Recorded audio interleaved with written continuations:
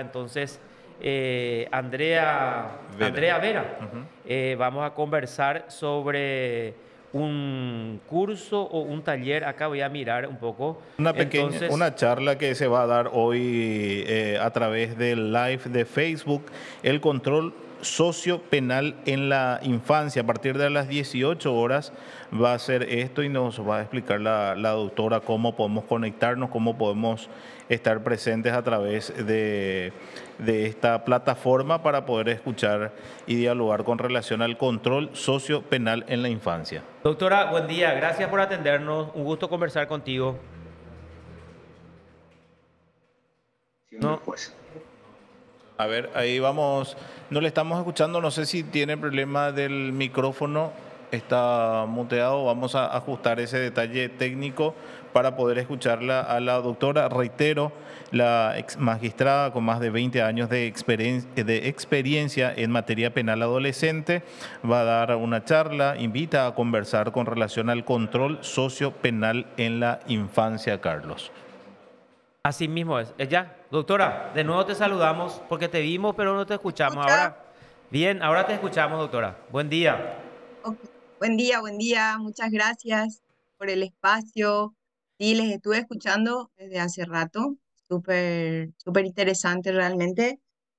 Qué genial que se haya habilitado también esa salita para los niños y las niñas que están en procesos de niñez, así que buenísimo. Bueno, y siguiendo Bueno, con ese tema de la niñez, esa propuesta, esa charla, ¿en qué consiste? ¿Cómo podés explicarnos eso, doctora? bueno, en realidad la idea es generar un espacio de intercambio de conocimiento con los que estén interesados, sean colegas o no, del área del derecho.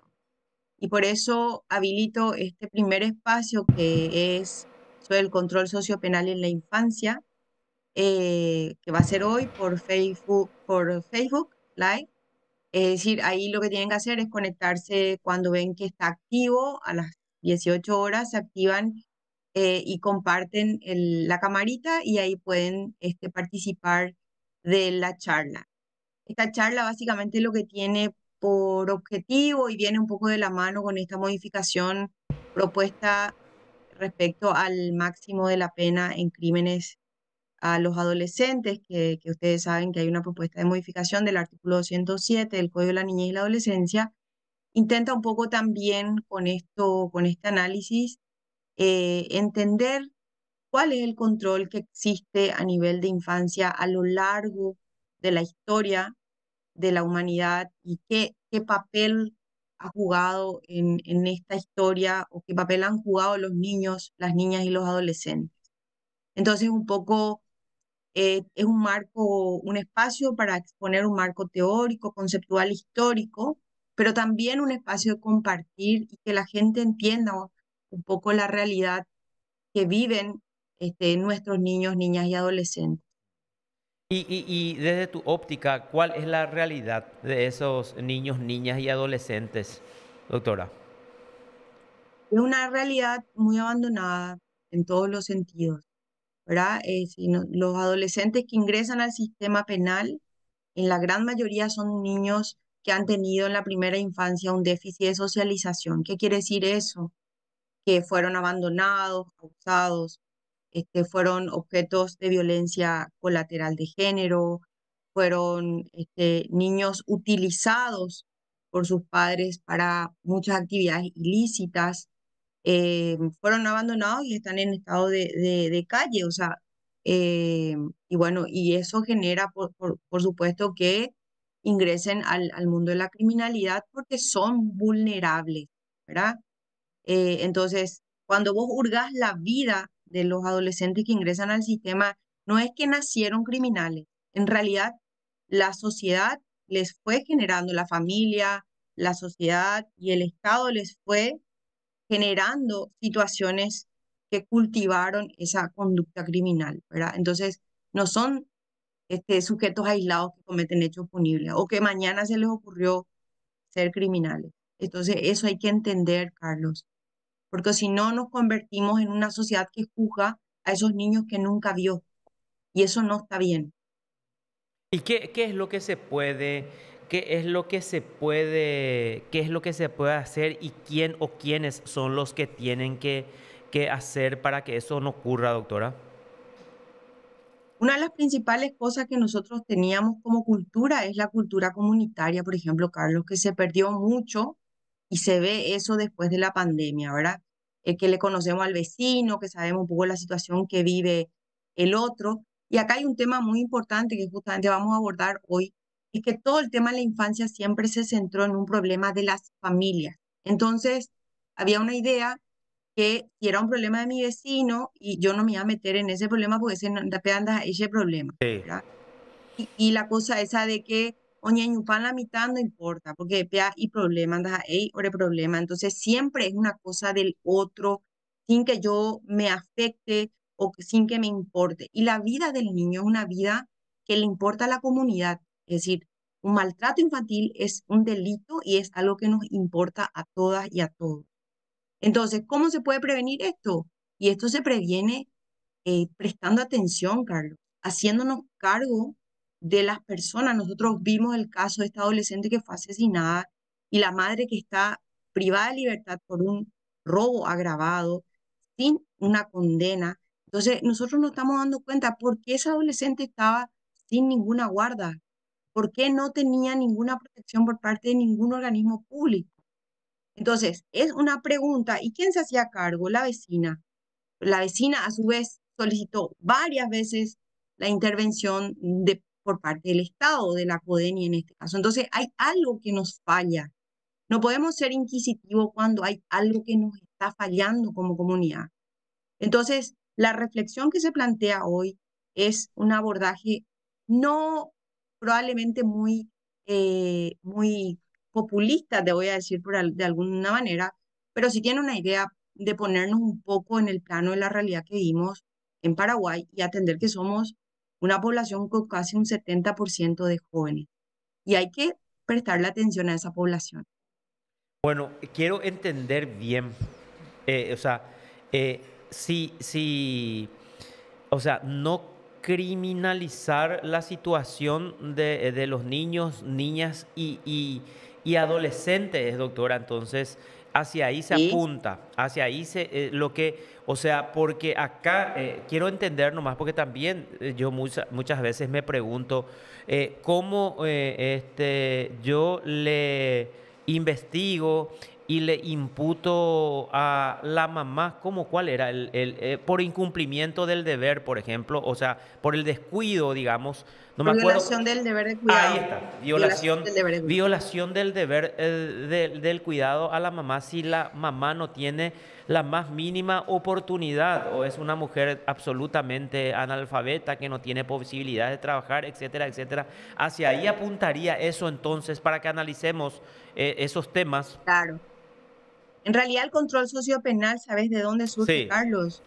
Del control social. Es Mm, decir, quienes ejercen el control social en una comunidad, sobre todo en los niños, parte de la familia, la escuela, la iglesia, mm, todo el entorno que controla moralmente al sujeto, mm, ¿verdad? Ese es el control social típico que mm, habla la sociología, que establece qué pasa cuando hay una conducta disvaliosa en una sociedad, ¿verdad? mm. Generalmente en esos casos actúa el poder punitivo, ¿verdad? Y en este caso en los adolescentes hay un control sociopenal. ¿Por qué?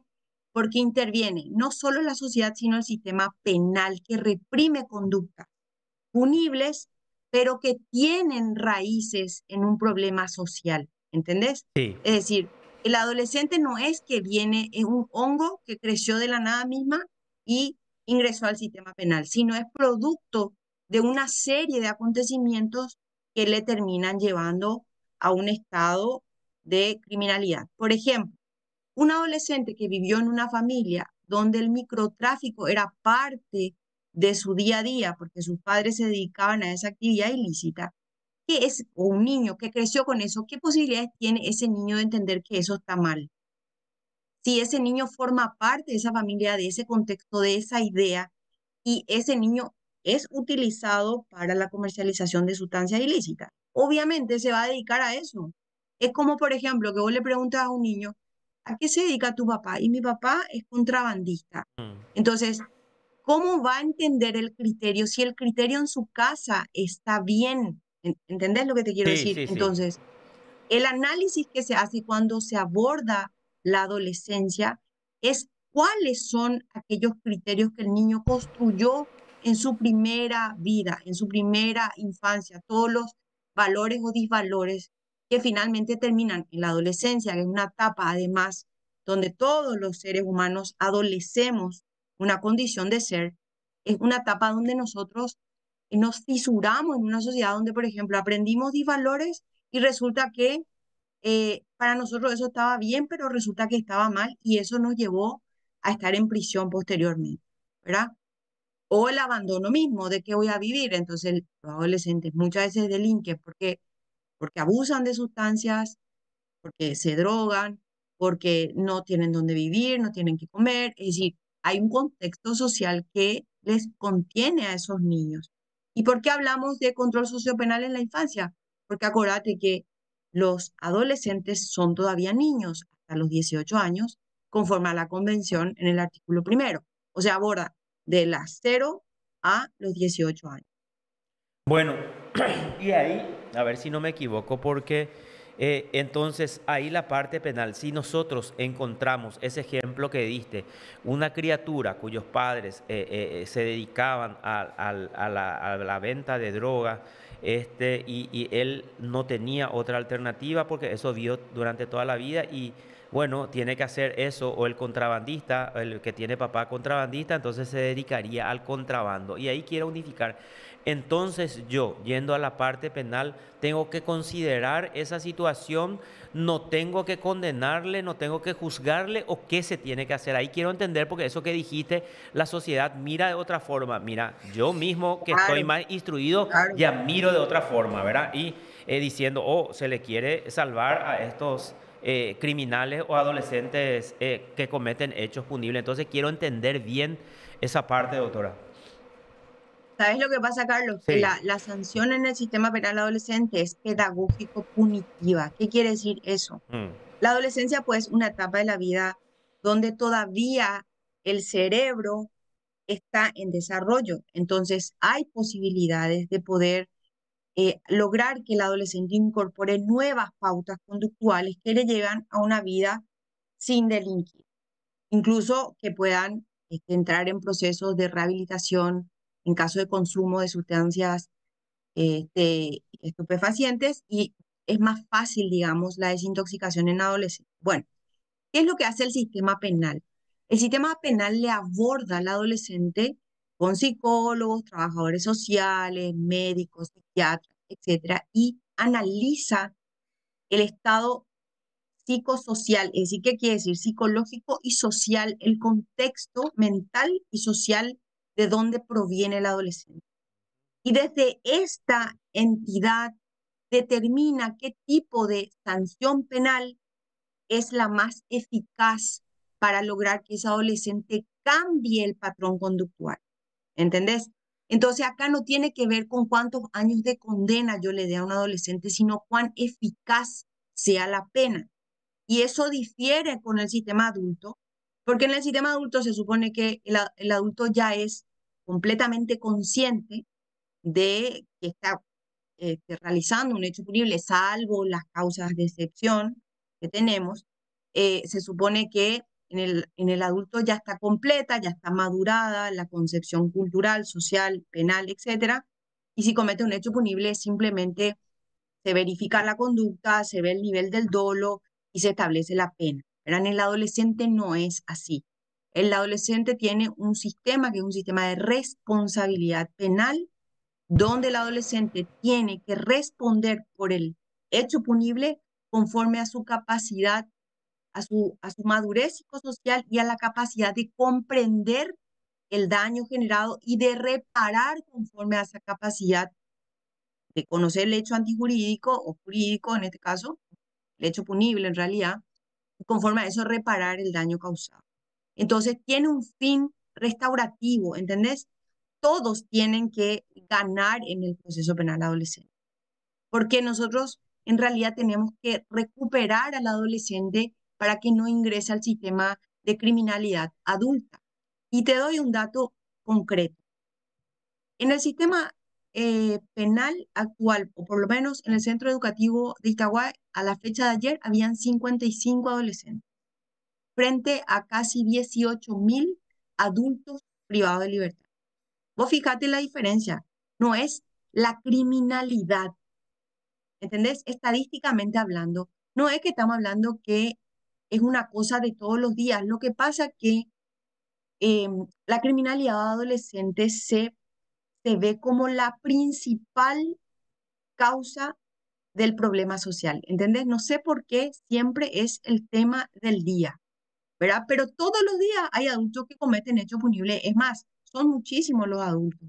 Vos fíjate la comparación o los datos comparativos. Ponele que en el sistema penal adolescente hay en total 150 adolescentes entre hombres y mujeres, frente a la cantidad de adultos que te estaba diciendo recién. Es absurda la diferencia y sin embargo le tratamos a los adolescentes como si fueran criminales natos del hombroso, o sea, y eso está mal, ¿entendés? Y ese es el abordaje que pretendemos o que pretendo yo dar hoy.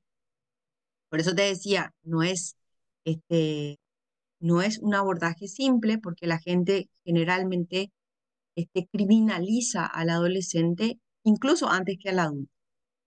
Sí, así mismo es. Bueno, doctora, va a renovar la invitación a la gente que quiera participar. ¿Cómo lo puede hacer? Si puede reiterarnos. Por Facebook Live, ahí en la camarita del Facebook, a las 18 horas. Y bueno, y la idea es poder tener estos espacios y también te ofrezco espacios de compartir temas que son relevantes, sobre todo en esta área que me parece importante seguir discutiendo, Carlos. Correcto. Doctora, muchas gracias por tu tiempo. Éxito siempre, muy amable. A vos, gracias, hasta Hasta luego. luego. Así estuvimos entonces con la doctora Andrea Vera sobre este tema que ella propone, ¿verdad? Compartir y dialogar con todos los que quieran participar, Elvio, a partir de las 18 horas.